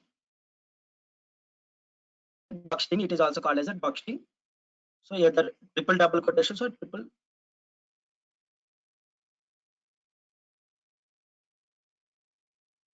double quotations or triple single quotations. Again, the purpose of declaring giving two things is same. Simply, if I want to use a single quotations or double quotations inside here, string means I have to use define accordingly. Okay, so these all are valid strings in Python. Okay, if I check the data type of those variables, I check those data types of the variables. So if I want to declare an empty string, okay, for declaring an empty string, I have to use either s equal to single quotations or double quotation for declaring an empty string, or otherwise I can use the as the function. Okay, so this is for declaring an empty string. So for declaring an multi-line strings or single string, I can use this way. Okay, if I check whether what is the data type of the variable, so type of s1 or type of s3.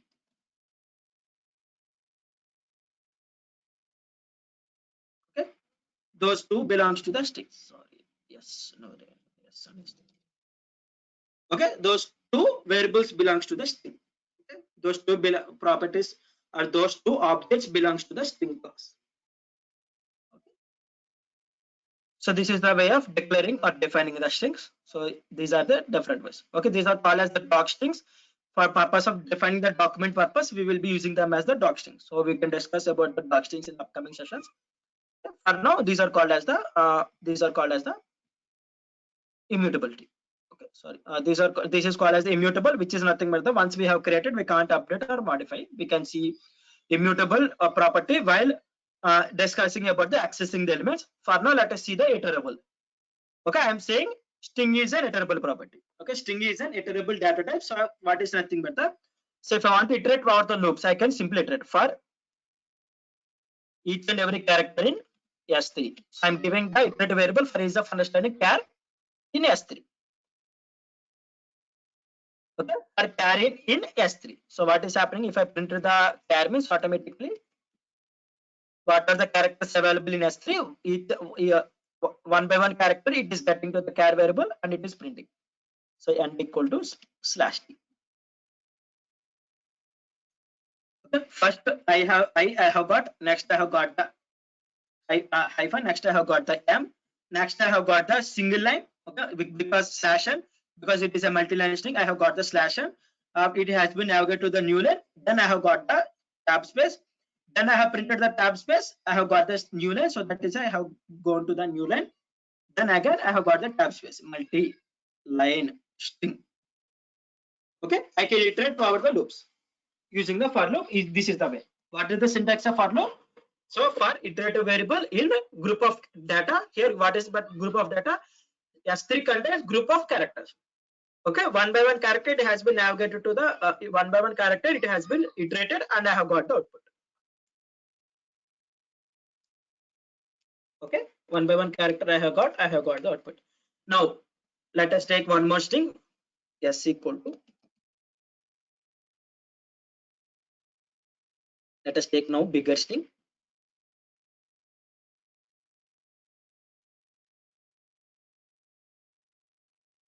I have created a bigger string. If I printed the s means you will get what is the data variable print of s.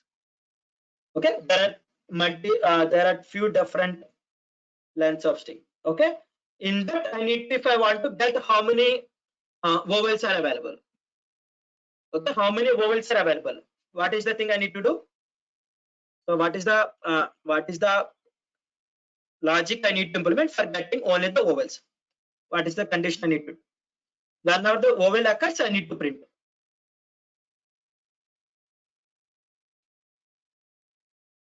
Mohan, I will discuss about the past statement in the upcoming days. Okay, so if I want to get only the vowel characters, if you observe here, previously if I executed this thing means I will be getting each and every character within the tab space. Now if I want to get only the vowels, which is nothing but the AEIOU, capital AEIOU or small AEIOU.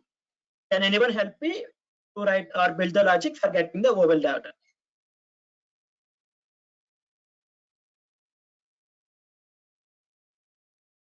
By taking count variable, I need to print the vowels directly. I no need to count.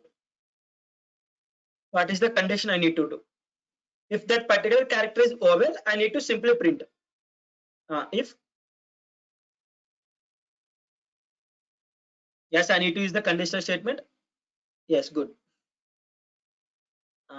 Chetan given one answer. Prithvi also given one more answer. Good.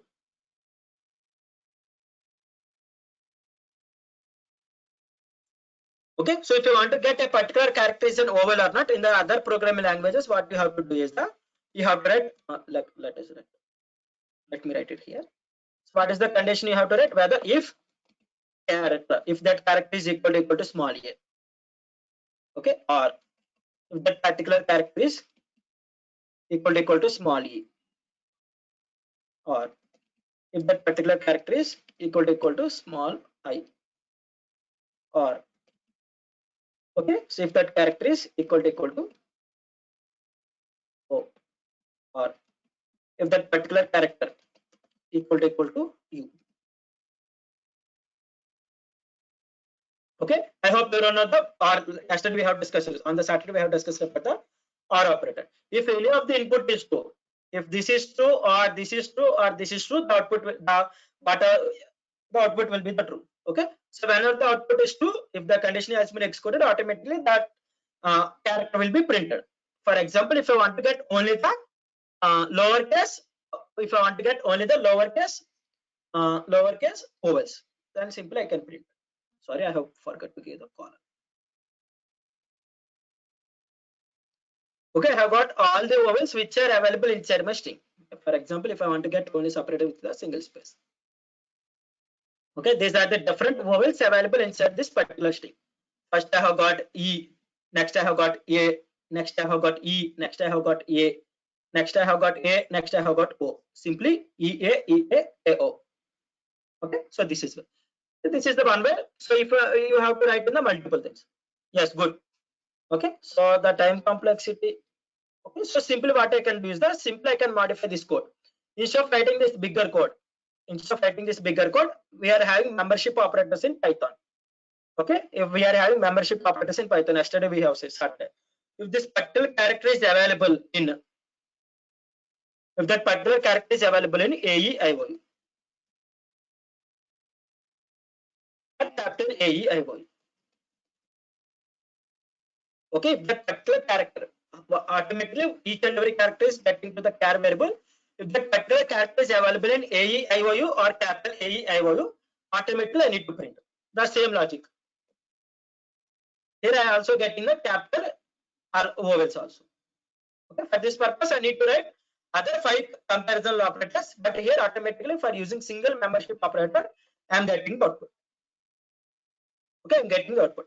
Okay, simply if I want to count the, I'm modifying the code, I'm increasing some complexity. If I want to count, now previously I have printed, now if I want to count the lowercase vowels as well as the uppercase vowels, what is the I need to do? C, what is C? I want to get, so as a human being, if I want to know how many lowercase vowels are available, what I need to do? Simply I have to count 1, 2, 3, 4, 5, 6, 7, 8, 9, 10, so on. So on to the last one, I need to count. Okay, as a programmatically, if I want to count something, means what I have to do is that I need to define an empty variables. Okay, at the starting. So for the lowercase vowels, let us create as the LO equal to 0. For the uppercase vowels, UO equal to 0. Okay, I'm defining 2 different variables for counting the lowercase vowels and for counting uppercase vowels. Could Prithvi? So what is happening here? Whenever the uppercase vowels. So what is the condition I need to use? Whenever the lowercase of that particular character is a lowercase vowel, I need to implement the lowercase vowel. That's equal to 1. Okay, if it is the lowercase vowel, count. If it is an uppercase vowel, else if char in capital AEIOU. What I need to increment here? Uppercase vowel. So uppercase vowel plus equal to 1. Okay. If I also need to know how many consonants are available. Okay. How many consonants are available? Yes. I need to take one more variable CO. C equal to 0. Now simply I have to increment the consonants. Now simply I can print as the print uppercase vowels. UO.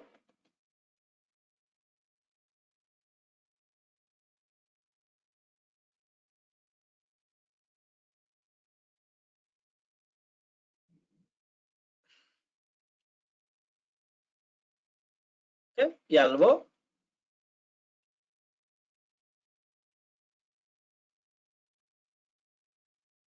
Next C.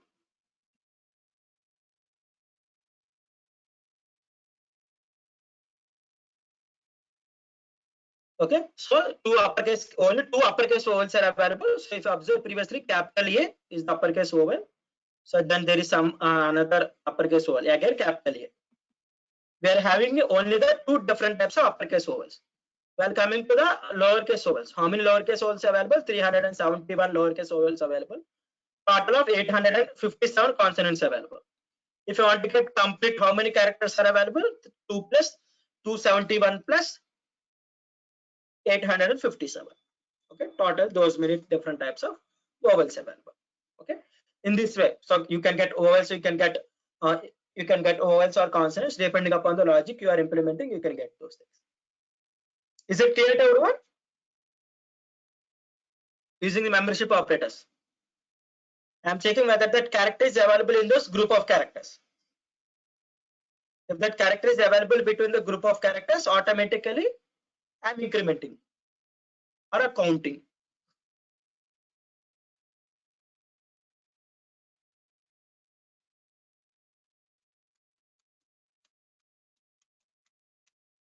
Okay, now we can see the accessing elements inside the strings. So this is the nothing but the like we can see a few more examples in the tomorrow's class also by discussing about the methods. If I want to get only the uppercase characters, only lowercase characters, or only special characters, or only numbers. Okay, in those cases we can do all those things. Okay, for now accessing the elements.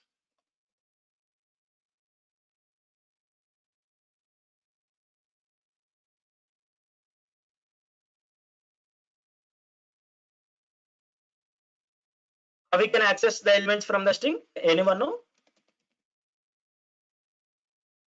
How we can access the elements? So first thing is that by iterative modulus we can access all the characters from the string. Okay, we can access each and every character from the string using the for loop. But if I want to get what is the first character, or what is the second character, or what is the third character, good, indexing. Okay, first thing is the indexing for getting the like if I want to get the first character or last character, or if I want to get the group of, like if I want to get only the single characters, I can use the indexing. If I want to get the multiple characters, I can use the slicing. Slicing is nothing but if I want to get the part. I hope everyone know what is meant by the meaning of slice. Slice is nothing but a piece. Okay, piece. If I want to get a piece of string or nothing but a substring from the main string, I can use the slicing. In indexing, what are the different types of indexing available? Anyone know the different types of indexing? Positive indexing. Second thing is the negative indexing. Yes, good. Positive indexing, nothing but the getting or nothing but the forward indexing, or nothing but the reverse indexing. Good, good. Forward, backward, reverse, or front, anything. Okay. Second thing also slicing. Those are we are also having the two different types of slicing: positive slicing or negative slicing. That's it.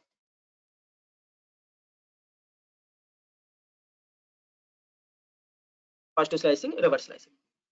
Okay. For example, let me give an example and we can conclude for now. So there is string. I am having some. I think yes, we are having some data. Okay. Yes, I am having some data. If I want to get the first character, what is the? If I want to know what is the first character from my string, if I want to get what is the first character from my string, what I can do is I can use the indexing. Indexing start with 0. Okay. If I want to get what is the first character, I can use the s of 0. Automatically, the first character will be displayed for me. If you observe here, previously I am having first character as the A. Automatically, I am having the first character. I have got the output as the first character. Okay. The indexing will start with the 0. Okay. You should remember. If I want to get the fifth character,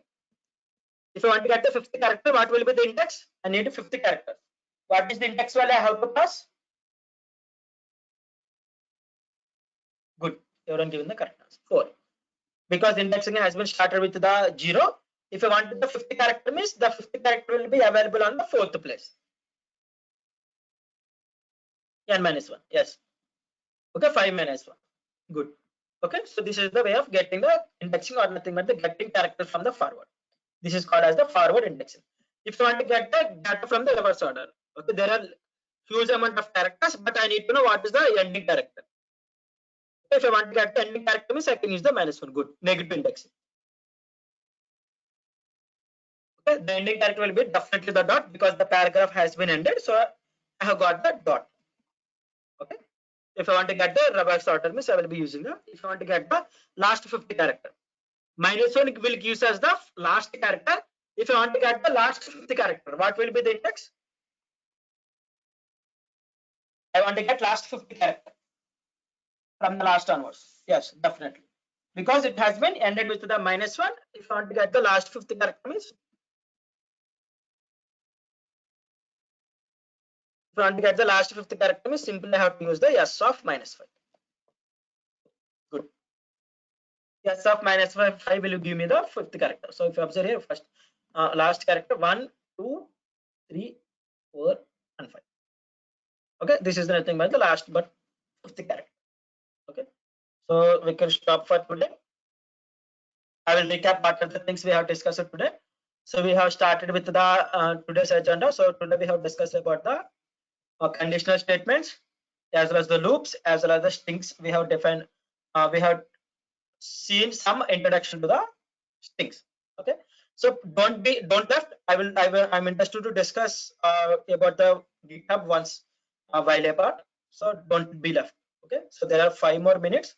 I want to discuss you what is the thing you need to do after completing each and every session. Okay, I have discussed about the conditional statements, if else, and if else if else.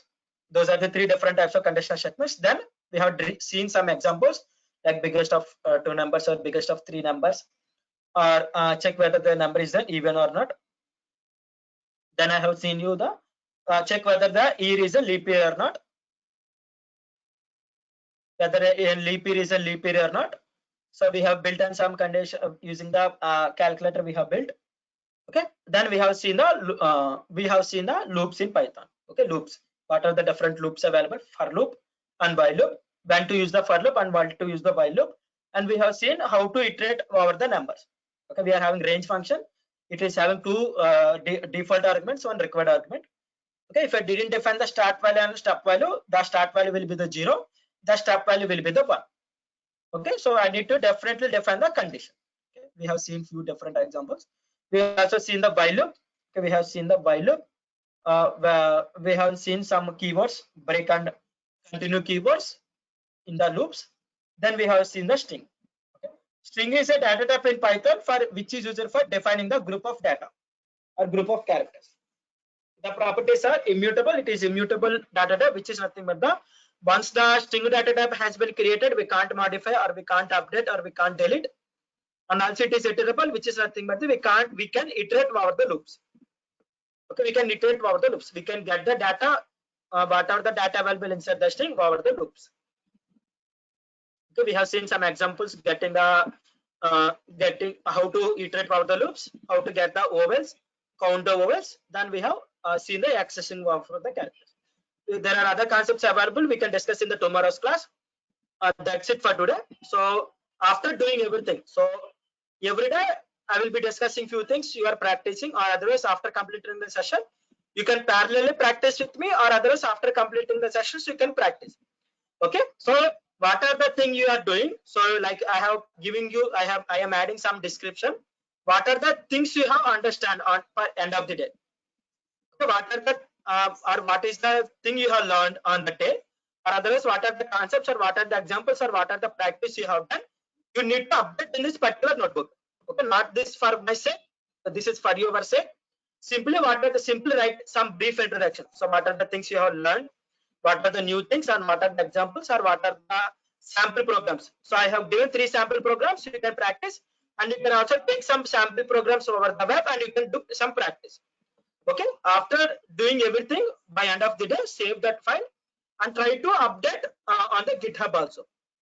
Okay, because as a recruiter, if I see in your repository means, so I need to know whether you are learning something day to day or not. For that purpose, you are attending this internship training program for 30 days or 45 days or 60 days. Okay, so what are the thing you are learning? Please try to update on our GitHub. Okay, for that purpose, what you have to do is just simply create one repository on your GitHub. After logging in, create a repository, create a repository with the data science using Python. So you can give any name. So for now I'm giving data science. So write some description, clear description. What is this purpose? This repo contains. You can give your interest. You can give any of the name description. This repo contains the things learned during APSSDC internship training program.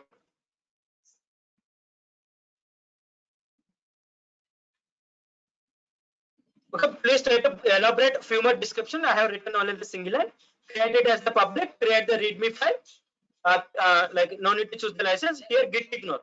So git ignore, I have added a link regarding the git ignore, purpose of git ignore in the GitHub repository in the resources.md file. You can explore the purpose of git ignore. So here we are using the Python programming language. Simply select the Python and create the repository. Okay, so select the repository, create the repository. Okay, so after saving the file, what you have to do is simply click on add file and upload files. You can directly upload, or otherwise we have used the commands on the other day. You can use the commands, or otherwise the best way is to use the GUI. Simply click on upload files. Simply click on upload files and select the files. So wherever I have created on the desktop. On the desktop, I have created a folder called Data Science Internship May 2021. In this folder, I have created the day 7 conditional statements. Simply click on that file and upload. Okay, simply upload that file and click some description. Okay, what are the things you have learned? So what are the things? So conditional statements and loops. If you want to write elaborate message means you can use this box also and commit the changes. Okay, if you are having laptop or desktop means it is best practice to do on the what are the things you have learned. Not only the thing I have told you, there are some problems which I didn't told you because most of your friends are also doing the same thing. Okay, as a recruiter, if I want to find some changes between you and your friend, or otherwise if you want to recruit you between two of your friends, okay, you have to show the difference between both of your friends. Okay, if you both are doing the same thing, what I'm doing means it is not a best practice. Take some examples or do some practice problems. Take from web and do some practice in the same notebook. Give it as the practice. Give it title as the practice and upload in the repository by end of the day. Because by end of the day, if you done means that timeline will be tracked. If I done some commit changes means that timeline will be tracked here. So automatically, as I shown you on the first day, while discussing about the GitHub remote repository, if you observe here, that timeline will be tracked here. If you uploaded on the 30th day or 20th day, I don't know whether you have copied from your friends or otherwise you have simply downloaded the Minds notebooks and you have uploaded. Okay, if you uploaded the day-to-day means automatically this will be the green. So a recruiter will know that what is the thing you have done on the today. So if I click on the today, if I click on today's green link means automatically, so it will observe the I have created a repository. I have done some changes. What are the changes I have done? Some created a repository and uploaded the thing. So if I click on the today, so let me click on today. These are the changes I have done. Created a data science repository and uploaded a file. Okay, it is the best practice if you are having laptop or desktop. So if you are not having means I can't say about that.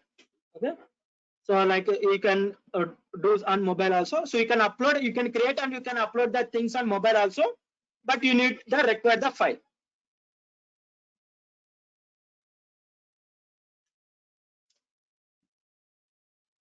Okay, so you can also upload from the laptop or desktop, but if you are having the file.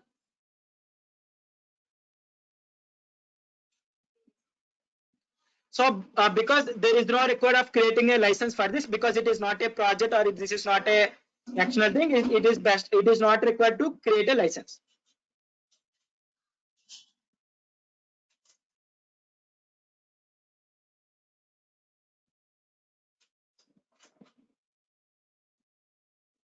Okay, so there is no need to pay to the license. I hope it is clear for everyone. That's it for today. Thank you for being with us in the day 7 session of data science using Python internship training program. So we can get back tomorrow. We can discuss about strings and other data types. If you are having any doubts, means you can stay back and ask. Otherwise, you can leave the training program. Thank you.